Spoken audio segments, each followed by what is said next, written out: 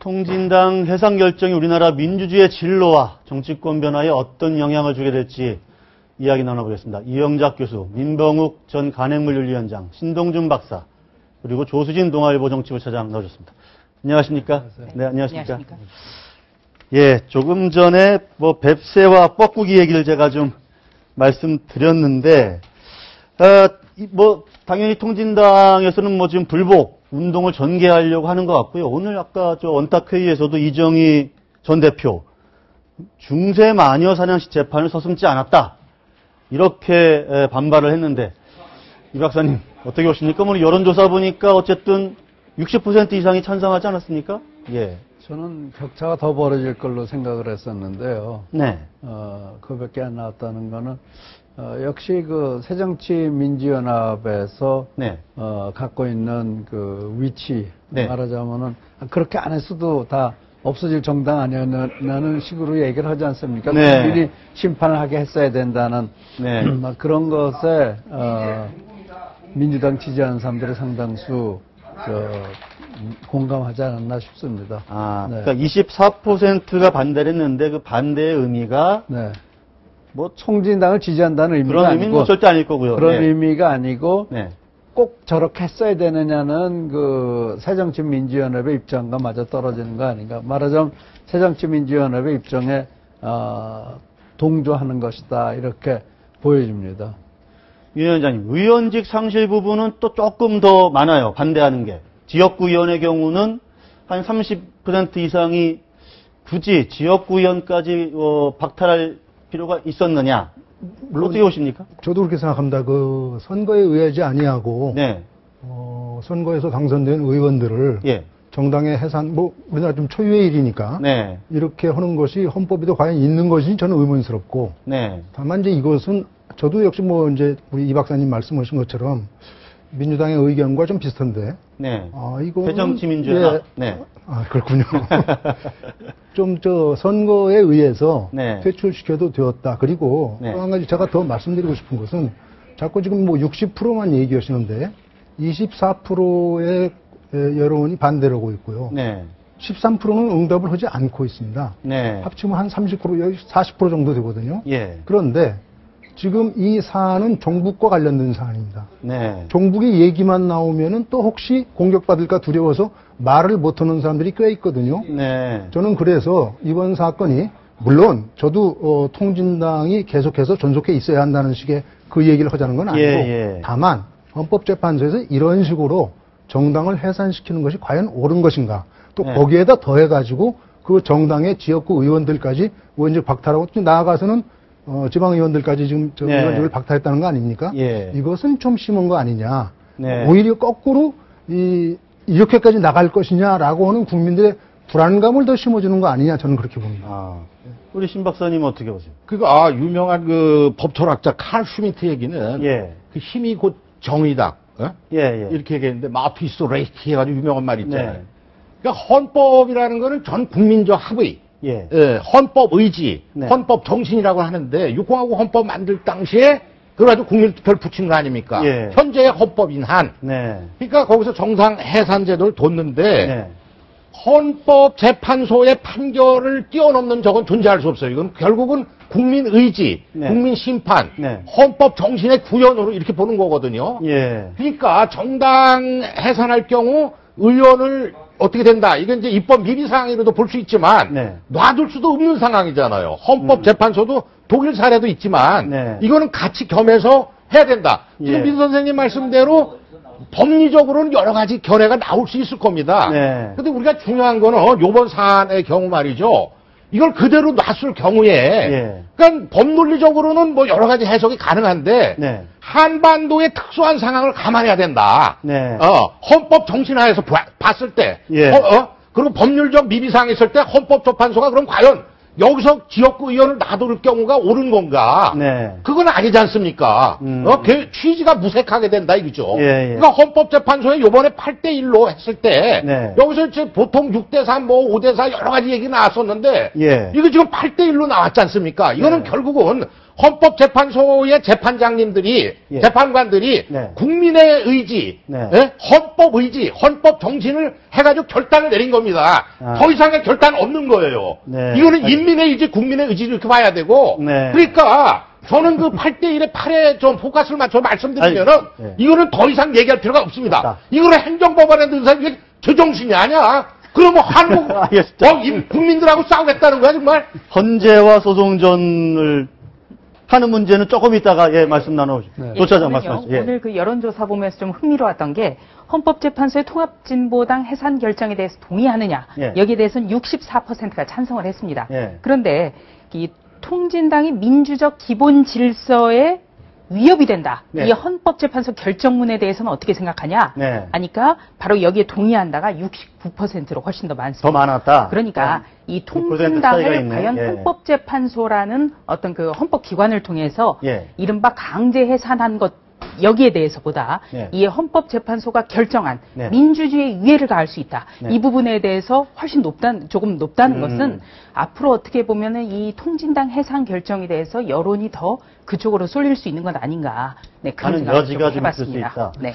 자, 저도, 예. 저도 그 조금 더 보태자면요.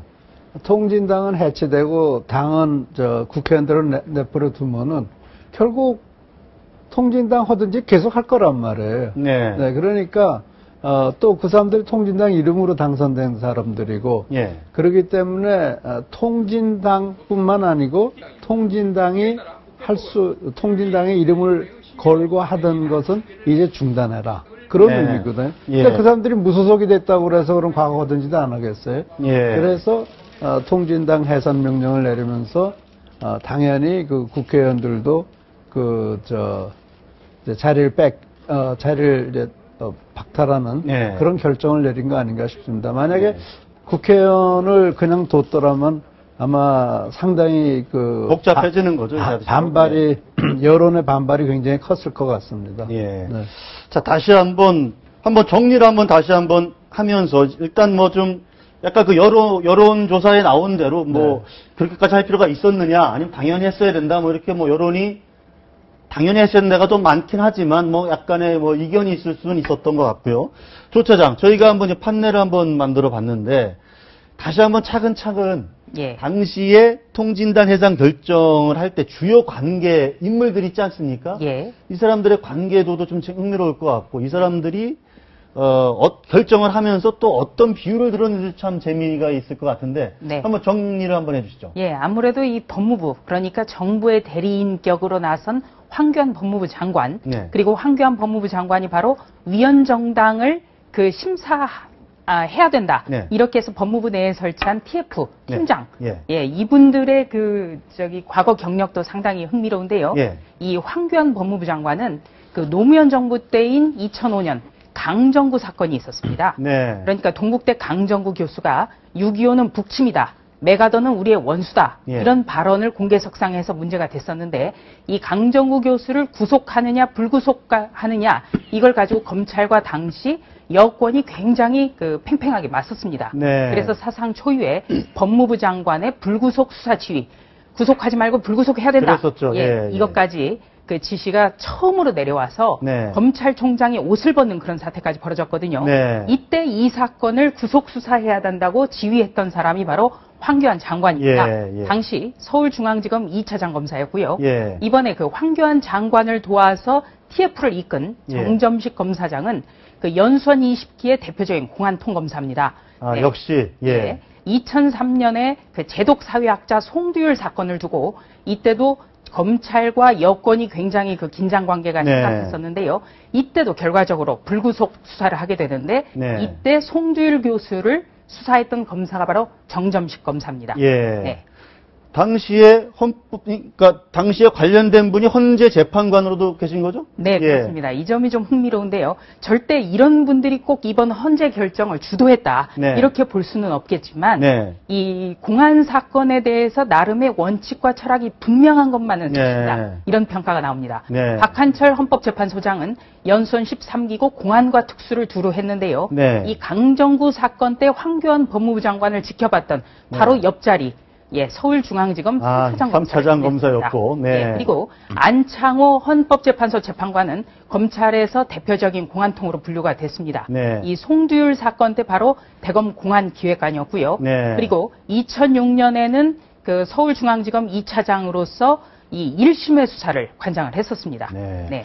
자, 그런데 이제 요 밑에 보면 이정미 재판관의 경우는 이제 판사 출신이고 전혀 이 네 분하고 이제 뭐 경력이나 뭐 공안검사 출신도 아니고 한데 이분도 역시 이번에 찬성을 했거든요. 인용 결정을 했는데. 그게 굉장히 의미가 있다. 오늘 동아일보에 그 김영환 씨 인터뷰 네. 기사 나왔더라고요. 예.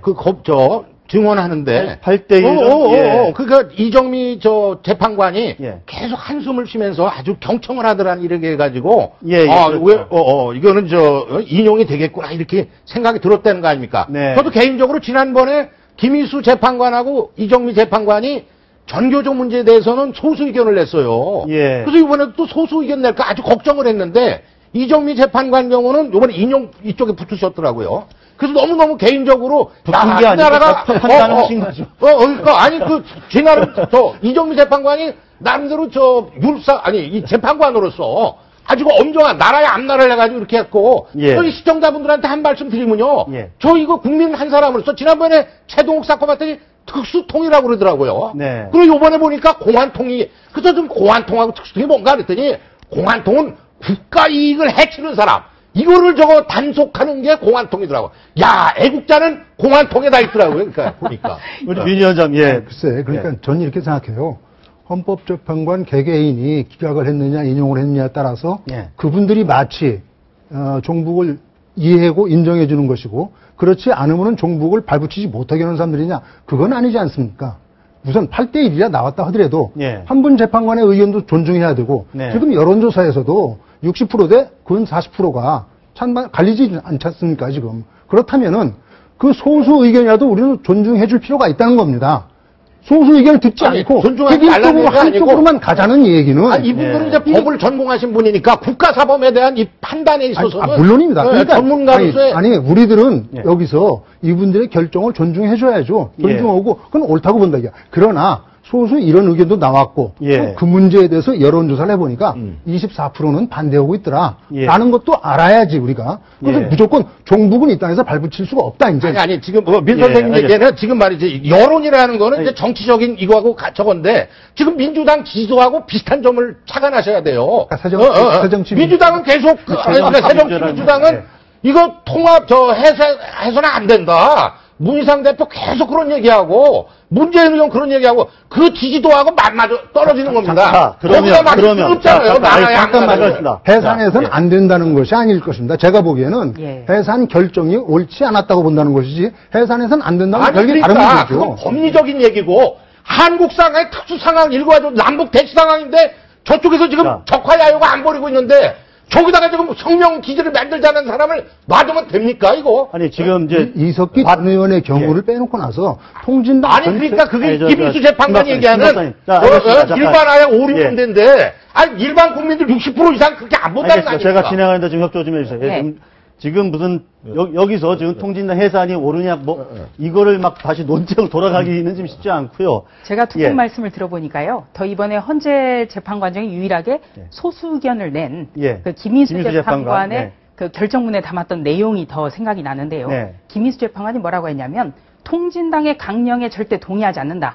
다만, 이런 종북위원회 문제는 국회가 자체적으로 해결을 해야 된다. 그러니까 어떻게 보면, 이 이석기 의원이라든지 통진당의 문제는 국회 차원에서 정리를 못했기 때문에 헌법재판소로 넘어왔다는 어떻게 보면 정치권에 대한 통렬한 비판일 수도 있습니다. 그 이종희 씨는 이석기 사건 났을 때 잘라야지. 이거 우리랑 강령하고 그러나 정부가 아니다 이렇게 해줘야지. 그러나 정부에서 이 해산 심판 청구 소송을 낸 지 14개월 됐나요?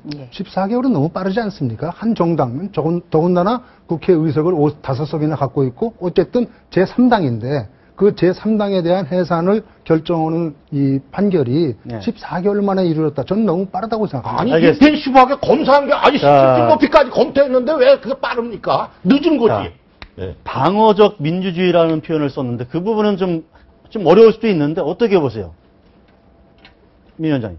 방어적 민주주의의 개념에서 사실 예. 뭐 이제 이것은 비유가 좀 옳지 않을 수도 있습니다. 예. 그러나 우리나라는 저희 북한과 대처하는 상태에서 예. 항상 민주주의를 지키기 위해서 우리 나름대로 그 일들 해왔지 않습니까? 그것이 사실은 우리 자유를 유보한 것도 민주주의 이름으로 자유를 유보했었습니다. 네. 그러니까 저는 이제 이번 경우는 달라졌죠. 네. 88년 이후로 우리가 사실 민주화를 쟁취했기 때문에 네. 그리고 지금도 민주화의 연장선상에 있기 때문에 네. 우리가 이것이 무슨 회귀한다거나 이렇게는 보지 않습니다만 다만 이렇게 정당의 해산 같은 것들이 나오면서 특히 그 이념적인 문제 아니겠습니까? 이념의 문제로 정당 해산을 쉽게 하게 된다면은 앞으로 정당 활동이나 국회 활동 또 그리고 이른바 말의 표현의 자유 이러한 것들이 많이 위축되지 않을까 걱정하는 것은 분명히 있는 겁니다. 네. 그것은 없다고 무조건 국민들은 대부분이 찬성한다고 예. 나가는 것은 옳지 않다는.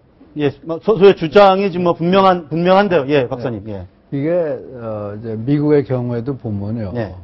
이 대외 정책, 예를 들어서 과거에 소련과 대결 구도 때 사실은 그거에 관련돼서는 여야 민주당, 공화당, 보수, 진보가 없었어요. 입장이 같았어요. 예. 근데 지금 우리나라는 특히 북한 문제에 대해서 너무 입장 차이가 심하거든요. 예. 그래서 오히려 지금 방어적 민주주의라는 것은 이런 커다란 입장 차이, 그리고 거기에 소위 요새 종북 콘서트니 또 종북의 활동이 민주주의의 근간을 위협할 수 있다. 네. 이런 시각에서 방어적 민주주의라고 한 것이 아닌가. 네. 그러니까 지금 우리나라의 가장 큰 문제는요, 북한 문제에 대해서는 여야나 진보나 보수 없이 공통된 공동전선을 펴야 되는데 거기에 엄청난 지금 문제가 있지 않습니까? 그래서 방어적 민주주의라는 그런 얘기가 나온 거 아니냐 이렇게 싶습니다. 그래서 저는 이것에 대해서는 우리가 입장을 확실하게 해서 이 문제에 관련돼서는 우리가 민주주의, 국내에서 민주주의 하는 것과 그러나 이 대치 상황에서 위험할 정도의 말하자면 방임은 네. 곤란하다. 우리가 해야 될 거죠. 독일 헌법재판소에서 나온 저건데, 네. 아베어베라이테 디모크라티아. 그러니까는 방어 준비적 민주주의라는 뜻이거든요. 원문 직역하면. 방어 준비적 민주주의인데, 지금 방어 준비가 우리는 제대로 안 돼 있는 겁니다. 지금 이 박사님 하신 대로, 네. 지금 남북 대치 상황에서는 똘똘 뭉쳐가지고 이것만큼 쳐내야 되는데, 네. 지금 야당이 이걸 안 해주고, 네. 굉장히 그냥 공정할 맹정할 말씀만 하시는 거야. 논리적으로는 그거 좋죠. 그러나, 지금 남북 대치 상황 아닙니까? 그러니까 이거는 잘라내고서 그 내에서, 진보든 뭐든 말이에요. 무슨 얘기를 하든 좋은데, 종북만큼은 안 된다 이거죠. 알겠습니다. 그건 국민과 합의인데, 예? 알겠습니다. 그리고 우리 하나 저갈 거는 독일이 통일됐는데도 계속 방어적 민주주의를 견지하고 있습니다. 그래서 극좌적 안 된다. 이런 취지는 계속 헌법적으로 그래서 조차장 오늘 지금 막 나오는 방어적 민주주의나 방어 기제 여러 가지 하여간 또 쉽고 혹은 어려운 말들이 되게 많이 나왔어요. 이번 판결문에서도. 네. 소개 좀 다시 한번 정리 좀 해줘 보시죠. 네. 일단 이번에 그 박한철 헌법재판소장이 그 결정을 네. 함에 앞서서 이렇게 얘기를 했습니다. 헌법재판소는 사무사, 무불경의 자세로 이 마음을 잃지 않고자 노력해왔다. 네. 이렇게 얘기를 했습니다. 네. 사무사, 논어 위정편에 나온 얘기인데요. 네. 생각과 판단에 있어서 사됨이 없다. 네. 그러니까 굉장히 공명정대하게 일한다. 이런 얘기고요. 네. 무불경은 늘 공경하고 존중하며 배려한다. 네. 이 얘기 공리의 상편에 나오는 얘기예요. 거기서 조금 더 해석드리면은, 천하의 인민들을 하나도 존경하지 않는 분이 없다. 네. 그 다음에 엄정상, 이 엄격한 모습이 심사숙고한 모습을 닮았고, 그 다음에 정원사, 말하는 것이 정말 사리에 다 맞기 때문에 안민제, 백성들을 다 편안하게 했다. 이런 아주 위대한 얘기에서 뽑은 거거든요. 이분들이 그 나름대로 엄정하게 심사숙고해서 했다라는 뜻을 이렇게. 근데 이 말은 진짜 어려웠던 것 같아요. 피음사둔. 저는 맹자 공손추 상편에 나오는 건데 처음 들었습니다. 그러니까 네 가지 제가 조금 부연 설명드리면 피사, 음사, 사사, 분사야. 예. 피사라는 건 뭐냐면 한쪽으로 치우친 말. 예. 그다음에 음사라는 건 과장된 말. 예. 사사는 삿된 말. 예. 분사는 애둘러 하는 말. 예. 이런 거를 다 보면은 네. 그 사람의 그 속마음을 읽을 수 있다. 맹자의 얘기입니다. 아, 예. 저는 번지르한 말 속에 본질을 간파한다. 한마디로 얘기하면 저 얘기죠. 그러니까 핵심을 꿰자 이거죠. 통진당의 대변인들 나와가지고 얘기하는 거 우리 거기에 휘둘리지 않고 그 본질을 꿰서서 얘기한다. 판결은 그렇게 한 거다. 이거를 취지를 얘기하신 거더라고요. 네. 네. 안창호, 조용호 재판관 두 재판관이 인용을 한 말입니다. 네. 몽테스키의 얘기도 나왔죠. 네, 그렇습니다. 몽테스키의 얘기는 어떤 내용입니까? 거기는 뭐 민 선생님이 전공하신 거니까. 지금 뭐 그렇게 옛말에 예, 예. 얘기할 것이 아니고 네. 저는 그렇게 생각합니다. 음. 안타까운 것은 네. 제가 자꾸 이렇게 얘기를 하면은 마치 무슨 통진당의 입장을 대변하는 것 같이 들릴까봐 안타까운데 네. 이것이 예. 우리 사회에서 종북에 대한 낙인이 찍히거나 예. 또 통진당 편이라는 얘기만 있다 보면은 네. 마치 하고 싶은 얘기도 정치적으로 또 민주화를 위해서는 이것이 필요하다고 할 수 있는 얘기도 억눌림을 당하지 않는가. 저는 이것이 걱정스럽다는 겁니다. 네. 그러니까 아까도 말씀드렸다시피 언론의 자유도 위축되는 것 같고 네. 이게 최근에 그 십상시 사건이니 뭐 이런 걸 보면서 예. 언론의 자유도 그렇고 요새 이 대학 교수들이 금년도에 사자성어로 뭘 뽑았습니까? 지록위마를 뽑았습니다. 지록위마를 뽑았죠. 예, 사슴을 가리켜 사슴이라고 하지 않고 말이라고 하고 네. 다 거기에 편들어서 따라가는 세태를 얘기한 건데 네. 물론 그렇습니다. 지금 통진당 해산이 저는 헌재 재판이 판결이 틀렸다가 아니라 그러나 그 속에도 김희수 재판관의 의견도 있고 또 여론조사를 해봐도 30% 가까운 사람들은 뭐 말을 않거나 또는 이거 잘못됐다라고 얘기하는 그것도 우리가 존중할 수 있어야지 무조건 되고 60%가 찬성했고 헌재 8대1로 됐으니까 네. 통진당 해산은 무조건 옳은 것이고 정당이건 뭐건 앞으로 정부는 절대 이 땅에 발붙일 수 없으니까 싹 뿌리부터 없애버린다라고 가는 것이 과연 좋은 것인가? 자, 알겠습니다. 잠깐만. 너무 걱정하시는 것 같아요. 자, 좀 다른 저희도 진도 좀 나가야 됩니다. 그래서 어쨌든 지금 이른바 종북 세력이라고 하는 세력과 이른바 진보 혹은 새정치민주연합은 또 어떻게 감싸고 가야 됩니까? 아니면 그들을 고쳐서 가야 됩니까? 아니면 아예 선을 긋고 가야 됩니까? 한번 말씀을 좀 한번 박사님부터. 저는 우리나라가 진보 정치가 발전하기 위해서는 네. 이 홈베이스가 튼튼해야 되거든요. 예. 근데 지금과 같은 홈베이스로는 안 되는 거고 그래서 저는 뭐 다른 기회에서도 그런 얘기를 했지만 정의당이 추구하는 것을 이루기 위해서는 정의당으로 남을 게 아니고 새정치민주연합에 합류해야 된다고 생각합니다. 그래서 오히려 새정치민주연합의 스펙트럼을 좀 더 넓혀가는 예. 그게 우리나라에서 진보 정치를 할 수 있는 말하자면 좋은 그 홈베이스 파운데이션이 생기는 거거든요. 그러나 종북에 대해서는 저는 분명히 말씀을 드리지만 종북에 대해서는 적어도 남북의 이 긴장 관계가 해소될 때까지는 국민들이 불안하게 생각합니다. 이번에 예를 들어서 신은희 같은 사람들이 막 신은미 씨, 신은미인가요? 그런 분들이 막 종북 콘서트하고 다녔잖아요. 그런 걸 보면서 국민들이 얼마나 불안했겠습니까? 이게 어떻게 되는 세상이 이렇게 되는 거야. 네. 그러니까 결국은 이번에 헌재에서 그런 판단을 해줌으로써 정부를 믿게 되는 국민들이 이게 그래도 우리 헌재가 살아서 그래도 우리를 보호해 주는구나 라는 그런 안도감을 많이 가졌을 겁니다. 아마 조사를 해본 저는 리얼미터식 단문 조사는 제가 별로 믿질 않는데 네. 아마 저 심층 조사를 해보면요 저기 24% 반대라고 나오는데 저기 훨씬 더 낮아질 거예요. 찬성이 훨씬 올라갈 거고 그냥 단순한 조사기 때문에 24 그냥 순간적으로 민주당 사람들이 하는 새정치민주연합 사람들이 하는 얘기 듣고 맞아 이게 맞아라는 것이 한 24% 같은데요. 그 사람들 심층 분석해보면 퍼센트 훨씬 내려갈 거예요. 네. 새정치민주연합 지지자들도 좀 반으로 좀 갈렸던 것 같아요. 이번 결정에 대해서. 네. 예. 이 학자들 경우는 말이에요. 네. 저도 뭐 학생들도 가르치고 이렇게 네. 합니다만은 학자들의 장점이 있는가 하면 아주 큰 약점이 뭐냐면 너무 아이디얼하다는 겁니다. 같은 지식인 그룹에서도 왜 아카데미션을 저널리스트들이 좀 무시하냐면 맨날 너무 아이디어한 얘기만 해. 현실을 좀 보고 얘기해라 이거죠. 그 네. 저널리스트의 장점이 뭡니까? 예. 깊이는 없대. 그건 단점이지만 두루두루 박식하고 현실에 발을 붙이고 현실을 뚫어보기 때문에 저널리스트들이 같은 집중에도 압도하는 거거든요. 그래서 나는 저기 지로구이마 이거는 너무 아카데믹하게 보는 거야. 제가 볼 때는 오히려 선생들이 곡하가세를 하고 있어. 너무 아이디어하게 봐가지고. 그래서 그러니까 아이디어란 걸로는 다 좋아요. 그러나 현실은 지금 남북 대치 상황 아닙니까? 왜 마키아벨리가 군주는 강력하게 드라이브 걸어다 이 얘기를 했습니까? 현실을 이거죠. 제가 아주 궁금해서 하나만 여쭤보고 싶습니다.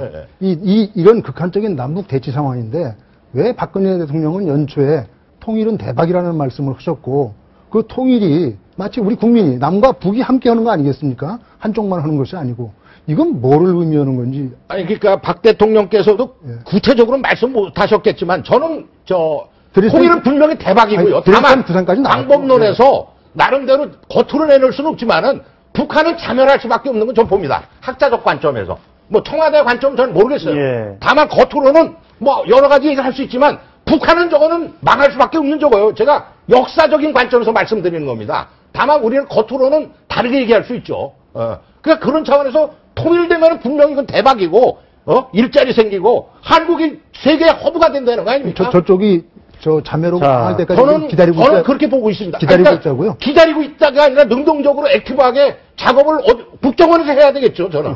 저는 그렇게 봅니다. 민 위원장, 그러니까 다시 한번 원래 질문으로 돌아가서 종북과 진보는 어떻게 지금 손을 꼭 가야 되는지에 대한 좀 견해를 한번. 저는 사실은 그 종북이란 단어가 사실은 별로 마음에 들지 않습니다. 그러니까 지금 이제 우선은 새정치민주연합의 그 위상 또는 이 좌표라고 할까요? 이런 걸 말씀하신 것 같은데 지금 새정치민주연합이 어정쩡하죠, 좌표가. 이게 진보인지 중도인지 아니면 그냥 보수정당인지 알 수 없게 되어 있는데 저는 그냥 중도 진보 정도가 아닌가 싶습니다. 그런데 거기에 또 이른바 종북이라고 표현되는 극좌 세력들이 없지 않아 있는 거죠. 그리고 그 사람들과 아까 말한 것처럼 통진당 간의 연대 내지는 서로 아름아름이 뭐가 있었지 않습니까? 이제 선거 때 연대를 통해서 뭐 이루어지고 이제 했었는데 이제는 그것을 끊으라는 것이 헌법재판소의 중요한 명령인 것 같습니다. 그런데 새정치민주연합이 그것을 다 끊고 나면은 과연 또 현재의 세력 가지고 어떻게 존속할 것인가? 그리고 진짜 표방하는 것이 물론 새정치민주연합의 정강정책에는 서민과 중산층을 보호하고 뭐 이렇게 다 나와 있는데 저는 그래서 어쨌든 통진당 해산과 함께 우리도 한번 정말로 깊이 있게 2000년에 민주노동당이 생겼을 때와 같은 생각에서 해본다면은 우리도 진보정당, 정말로 진보정당이 다시 한번 생각을 해봐야 된다. 건전한 진보정당. 그렇습니다. 자, 조 차장. 지금 뭐 새정치민주연합 얘기가 잠깐 나와서 그러는데 어제 그 당권 경쟁 관련해서 빅3는 출마하지 마라. 뭐 이렇게 의원들 30명이 뭐 서명을 했다 그러던데. 그럼 어떤 내용이고? 민주연합의 30여 명 의원들이 서명을 한 성명서를 발표하면서 이 문재인, 박지원 그리고 정세균 이른바 3강에 대해서 전대 출마하지 말아라 이렇게 요구를 했는데요. 뭐 우상호 의원에 따르면 이 서명의 뜻을 함께하는 의원들은 뭐 100여 명이다 이렇게까지 얘기를 하고 있습니다. 근데 당내에서는 이들의 주장이야말로 뭔가 다른 꿍꿍이가 있는 거 아니냐. 그리고 또 일각에서는 이 세 사람이 출마하지 않는다면 과연 그나마 흥행이 잘 안 되는 전당대회가 흥행을 안 될 수 있을 것 같다. 이런 추측도 나오고 있습니다. 꿍꿍이 있어야 되고 새 인물 좀 나왔으면 좋겠어. 진짜 야당다운 야당. 종북의 숙주 소리 안 듣는 야당. 진짜 DJP 연합의 그 당시에 그 민주당 얼마나 잘 나갔어요. 알겠습니다. 자, 뒷순서가 있어서, 한마디만, 60년대, 70년대를 보면은, 결국은 그래서 양김 씨가 40대 기술은 들고 일어나가지고 이게 된 거 아니겠습니까? 저는 새정치연합 내 젊은 의원들도 지금 누구를 나와라, 나오지 말라. 물론 저는 옳다고 봅니다. 그런 얘기 할 수 있는데, 그러면서 동시에 자기들 힘을 키워가지고, 40대 기술원에서 들고 나와서 새로운 면모를 보여주는 것이 중요하다. 그렇게 생각합니다. 알겠습니다. 오늘 말씀 여기까지 듣도록 하겠습니다. 박사님 감사합니다. 더 하고 싶었는데. 알겠습니다. 다음 주에 하시죠.